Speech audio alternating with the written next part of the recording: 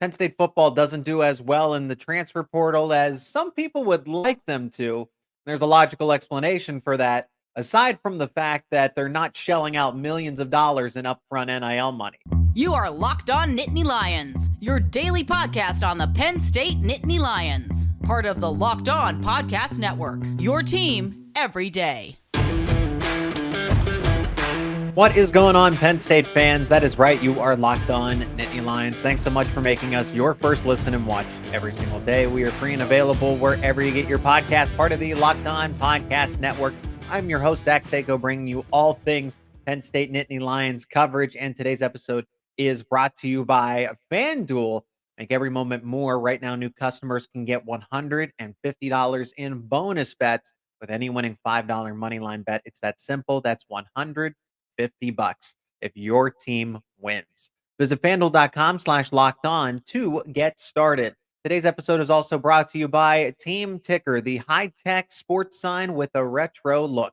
Show your team pride and go to teamticker.com and enter promo code LOCKED ON to get $50 off your online order. Penn State doesn't exactly bring in that many players from the transfer portal. They get some select players here and there. But why is that? Why is that? We're going to discuss that in today's episode. Plus, got an update on Kalen King. I just talked about what he was going to do going into the Peach Bowl and then next season.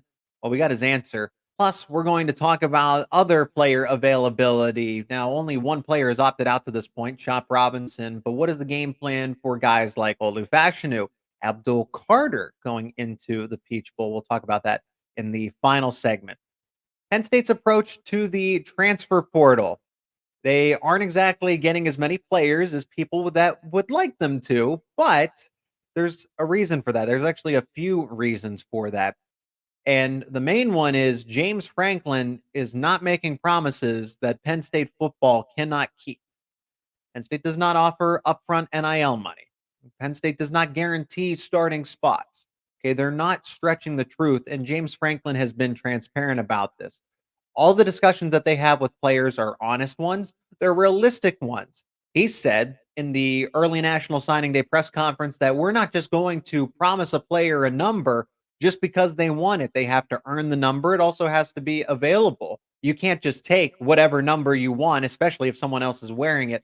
But that's the point, is Penn State doesn't make promises that it can't keep. So they don't try to oversell themselves. And James Franklin said it the best way that they could.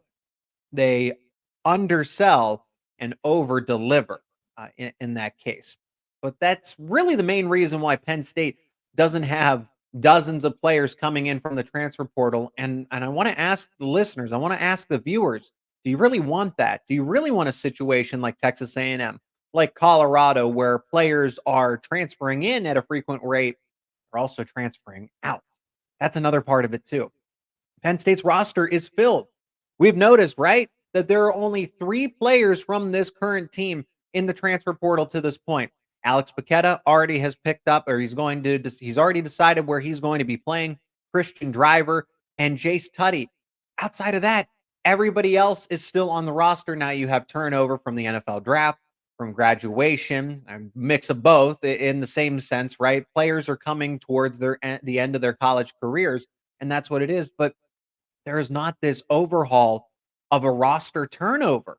Penn State has a lot of its roster intact. But when you combine all of those things that you can only offer somebody to transfer in, yes, if there's a need, but if there's a scholarship, you need a scholarship in order to join the team, and that's what everybody's looking for. So Penn State doesn't have this variety of scholarships that they're waiting to offer because all the roster spots are mostly filled. Aside from they have some needs, of course. They have some needs, but that's why Penn State really isn't overly active in the transfer portal. But then we go back to those additional factors. Penn State's not shelling out millions of dollars in NIL money. That's just not the way they operate. Other schools, I don't have to name them. There's some in the SEC. There's some in the ACC that are just throwing out tons of money for players to sign just to visit campus. Again, I have to say allegedly because I don't want this show, I don't want myself to get in trouble. But allegedly, schools are just flinging money left and right at recruits in the transfer portal and at the high school level to come play at their respective institution. And Penn State doesn't do that.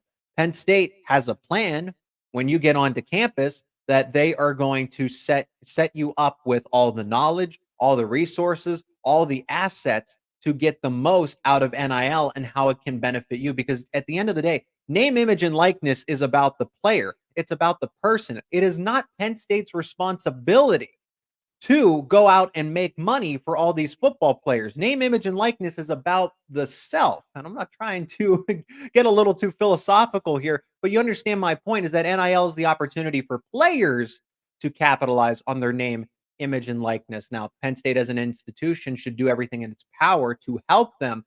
But I also agree at the same time that it is not Penn State's responsibility to go make money and do everything that they can for them. Penn State's just honest. They don't guarantee starting spots. They don't guarantee jersey numbers. They don't guarantee money. What they do guarantee is honesty and transparency and just a realistic setup for each individual player of how they can succeed at Penn State.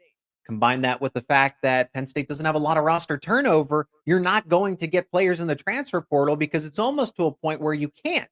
You can get some, but then you got to kick somebody else off the team. You got to take away somebody else's scholarship. And does Penn State and James Franklin want to do that when this whole idea goes back to the base of success with honor? The with honor part is the key to all of this. Penn State isn't just going to bully its players to go into the transfer portal. They committed there out of high school, and that's the whole point of this. Penn State still wants to work through high school recruiting.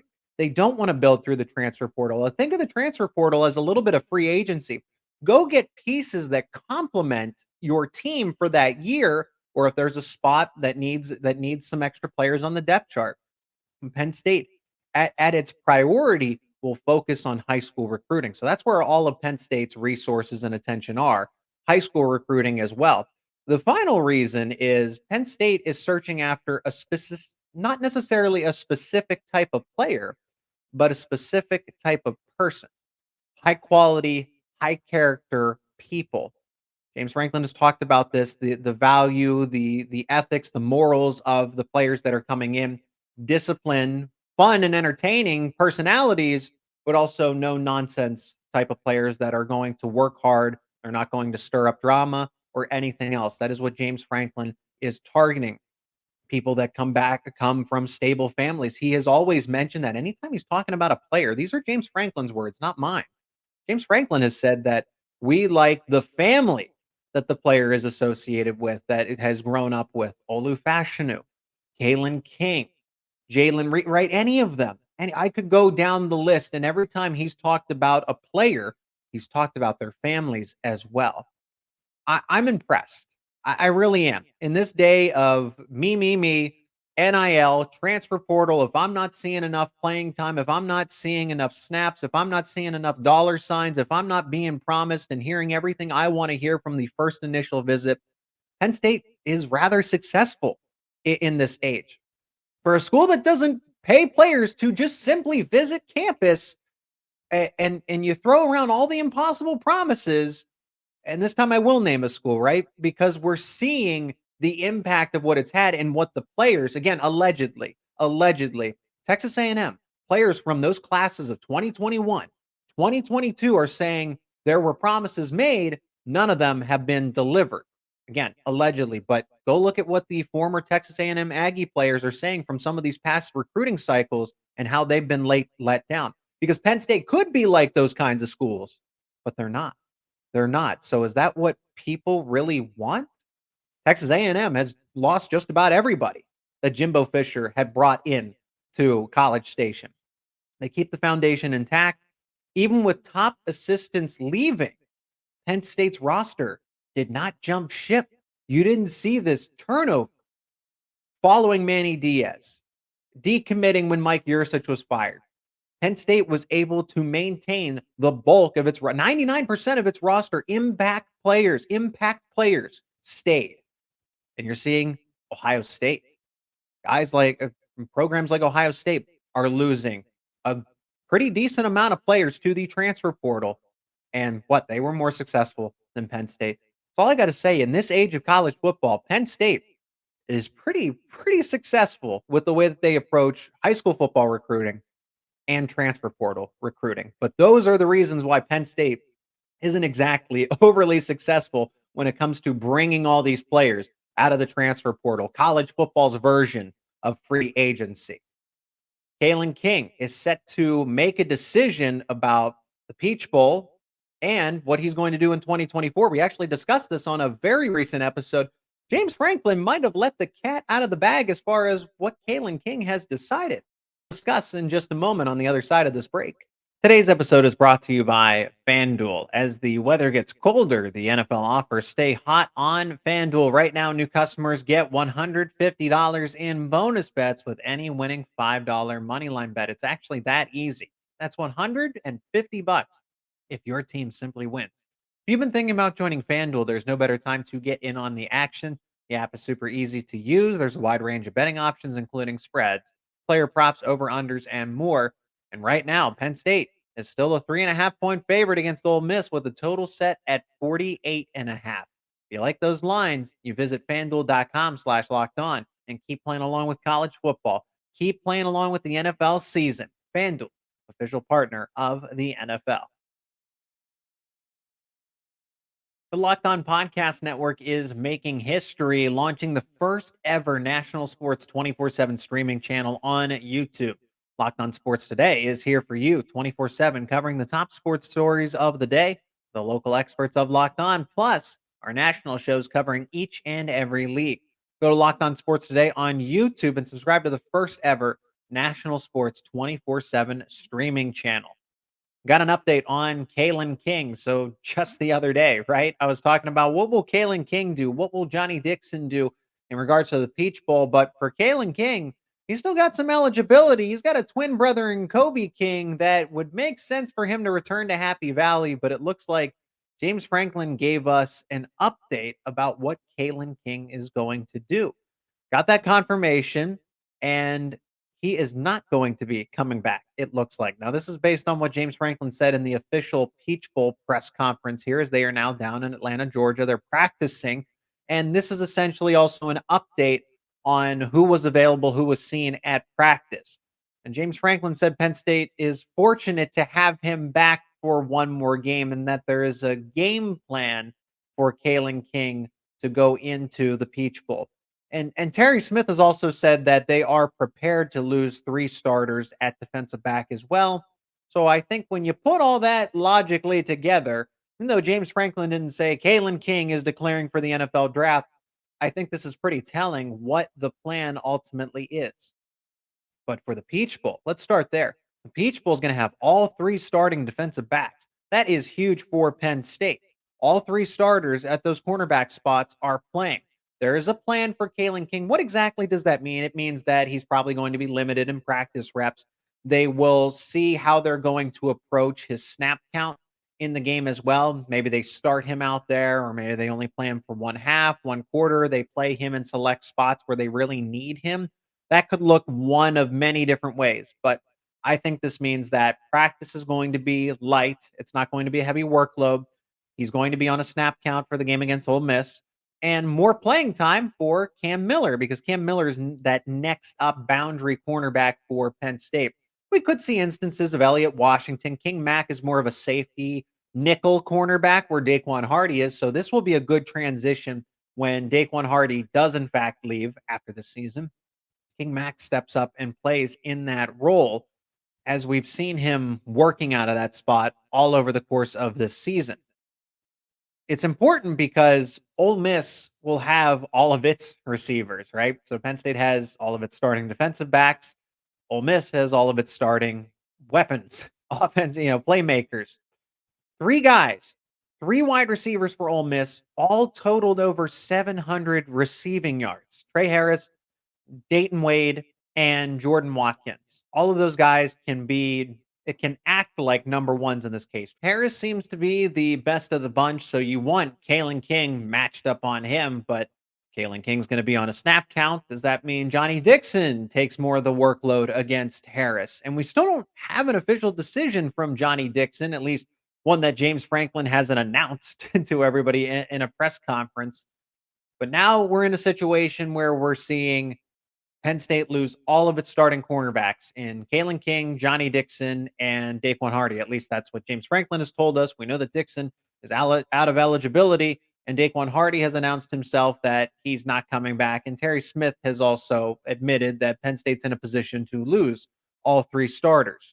So now in 2024, what does that look like with Kalen King really all but confirmed to leave for the NFL draft? They wouldn't have a blueprint, they wouldn't have a game plan for him going into the bowl game. Cam Miller, Elliott Washington, King Mack essentially become your next starters. And I would hope that Elliott Washington and King Mack get some playing time in addition to Cam Miller. Cam Miller is going to get more playing time in this game because if Kalen King's on a snap count, the first guy up off the bench is Cam Miller. Miller's the veteran in the room, right? He's the old guy now in this next group for 2024. James Franklin has praised him. He's actually had some positive words about Cam Miller.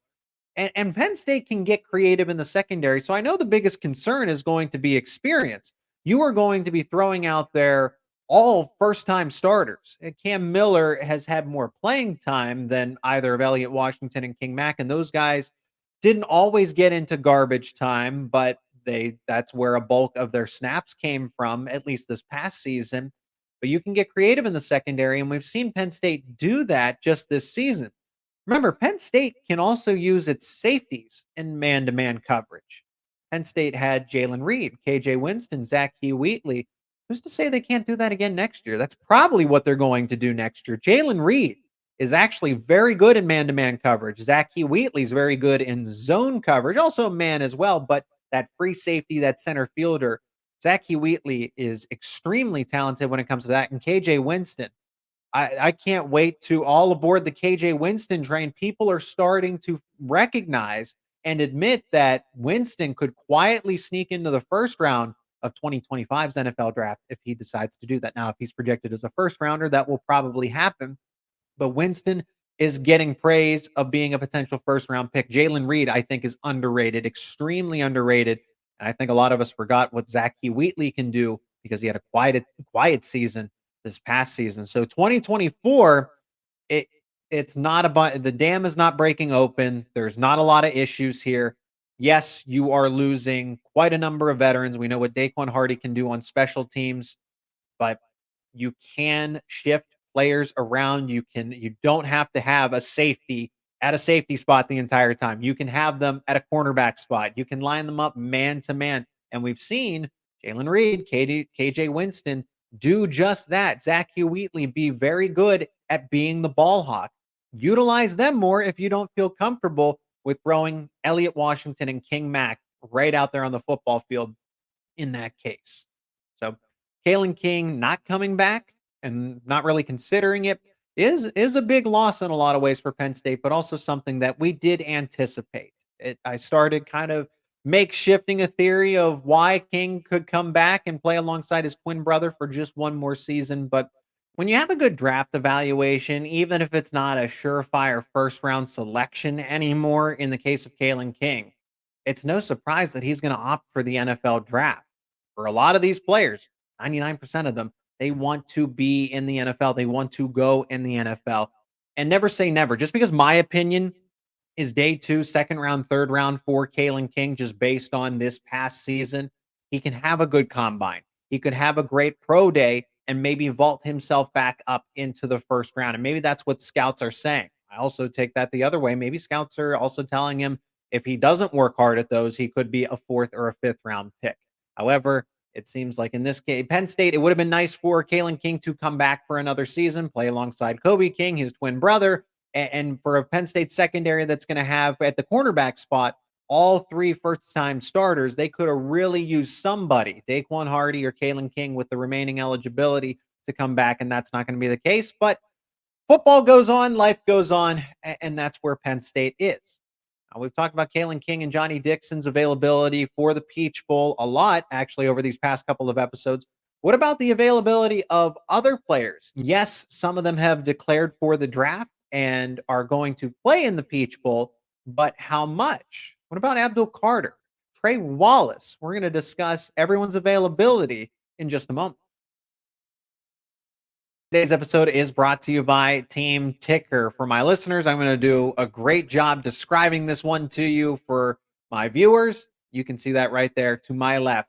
That is the Team Ticker, one of a kind sports sign for all you Nittany Lion fans out there. Whether it's football, men's and women's basketball, baseball, soccer, softball, Team Ticker has you covered. Never miss a game as the high tech retro display provides a countdown to the next big game as well as daily updates on the latest team news, stats, schedules, standings, rankings, and so much more. The mobile app is super easy to use. It's a smart sign, so you can have it set up in a matter of no time. Same with hanging it up on the wall. I had it up and running in minutes. Each sign is officially licensed, meeting high quality standards, and it's assembled by hand in the US. Team Ticker is the ultimate upgrade to your Nittany Lions sports collection. And once you hang it on the wall, it's going to be the talk of all your fellow Penn State fans. If you're looking for that one eye catching item to showcase your team pride or a gift for that special Nittany Lions fan, go to teamticker.com and pick up your team ticker today. And it's not too late. The holiday season is still going on, and Team Ticker is offering a special promotion. Use promo code Locked On and you receive $50 off your Team Ticker purchase. That's promo code Locked On at checkout for your Team Ticker purchase. Go to teamticker.com. Use that promo code today. Team Ticker, the one of a kind sports sign for all you Penn State Nittany Lion fans. And remember to subscribe to Locked On Nittany Lions on YouTube and wherever you get your podcasts. Become an everydayer if you are not already. As far as player availability for other guys that aren't named, Olu Fashanu, Kalen King, Curtis Jacobs, so on and so forth, what about names like Abdul Carter, Trey Wallace? What is Penn State's player availability going into the Peach Bowl? Truly. Well, let's start with Abdul Carter. This is a name that hasn't been mentioned, I don't think, enough. He exited the Michigan State game, apparent injury, right? We got to allege because we don't know for sure what the nature of it was. We just know that he left the game and didn't come back in against the Spartans. Is Abdul Carter going to be playing in the Peach Bowl? And remember, James Franklin isn't exactly going to give out an injury report until it's mandated right before kickoff.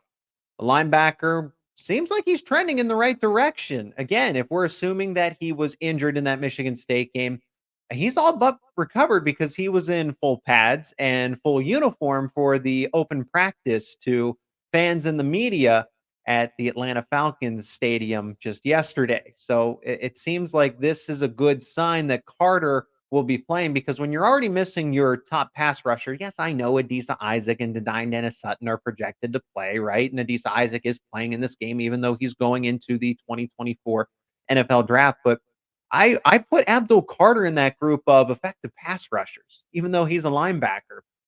Pass rush is going to be key for Penn State. And if Carter can be out there for them, that is huge. Let's go to the offensive side of it. Trey Wallace. Well, Trey Wallace has certainly been a mystery because, again, James Franklin and the team don't like to talk about injuries, and I completely respect that. But it makes it difficult to talk about it and analyze the impact of it. Trey Wallace was in and out of the lineup, and then in that Indiana game, he suffered what looked to be an upper body injury. Again, allegedly, we don't know entirely for sure. But James Franklin said that the plan was to get him back, hopefully in time for the bowl game. Well, more good news, and especially since Penn State needs him because the passing attack was as average at best as it was. Looks like he's going to be in the lineup too. And this was, again, Trey Wallace looked to have a more serious type of injury. Again, don't know what Abdul Carter was exactly dealing with.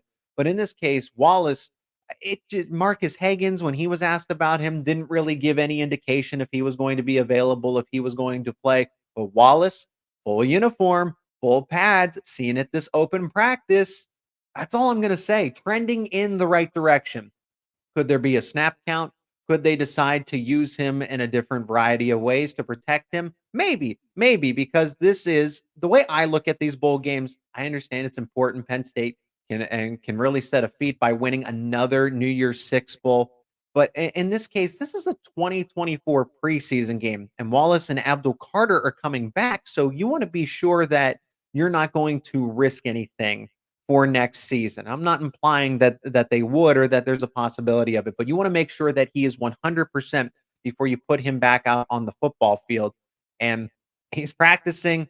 We hadn't seen him in practice for the longest time when it was opened up to the public, to the media anyway, at Penn State. So is Trey Wallace playing? It's looking like this could happen, that Wallace could play for the first time since Indiana.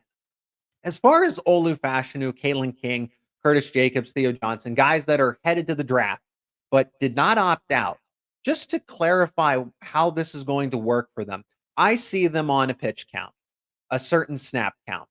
Those guys are risking millions of dollars in a case. And the wooden desk, knock on wood, I'm not trying to jinx anything here, but Penn State, James Franklin said specifically about Kalen King that there is a plan that Kalen King, both sides were comfortable with, that Penn State was able to retain him, have him practice, and not opt out of this game, where it was mutually beneficial for both sides, meaning that they're going to make sure that Kalen King is used the right way. Curtis Jacobs, Adisa Isaac, because those guys are all going to be high selections. Maybe not as high as a Chop Robinson, potentially in the top 10, top 15 of the first round. But Adisa Isaac could be a day 2 pick. Theo Johnson, Kalen King, all of them. Those guys are probably going to be limited in how much they play. And that's where guys like Zariah Fisher on the defensive line, I mean, Vanover, Cam Miller in the secondary, right, where those opportunities get to arise. And this is their chance to shine and start to make a name for themselves. Johnny Dixon, maybe we've seen the rumor, but we haven't had an official statement, right, as far as what he's going to do. Just a rumor that he was going to opt out. But I see a similar case. He's practicing, he's with the team, he's probably going to play in a limited fashion. But what about guys like Keaton Ellis, Hunter Norzad, Caden Wallace on the offensive line? Guys that are veterans, Daquan Hardy as well. This group of guys that are either giving up their COVID eligibility or just flat out of eligibility, like a Hunter Norzad, for example. Those players I anticipate to play with no restrictions. Why? Because they are not being evaluated the same as these other players. Theo Johnson, Adisa Isaac, Kalen King, right, in the same discussion of day 2. Maybe if things go really well, first round picks. That's possible. It's at least a conversation. Debate it in the comments if you want. But for those guys, they need to prove themselves a little more, because NFL projections, scouts are saying day 3, maybe even undrafted for some of those guys. If that's the case, they need to play in games like the Senior Bowl, this Peach Bowl, to prove that they belong in the NFL, that they deserve to be drafted higher than the current projections will say. So for those types of players, they are going to play probably without any restrictions, any snap count limitations in this Peach Bowl against Ole Miss. Penn State is in a really good situation here. You had, at this point in time, it is Wednesday, December 27th, when this episode's going up, and you had one official opt-out in Chop Robinson. The rest of your entire team, aside from, again, those players that did enter the transfer portal, is intact, is ready to go. Some players might be playing some snaps. Some of them might be playing all of them, but that's not the point. It's the fact that the roster, 99% of it, is all together for the Peach Bowl. That's a testament to James Franklin, the coaching staff that is, besides Manny Diaz and Mike Yursich, to be able to convince the players that they all belong and that they need to play in this game, even if they are not coming back to Penn State next season, is a really good sign. And you have a fully loaded roster for an Ole Miss team.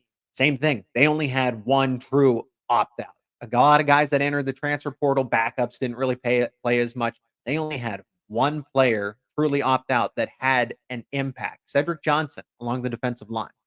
So this is an even matchup. You're getting two teams at full strength in the Peach Bowl Saturday, December 30th.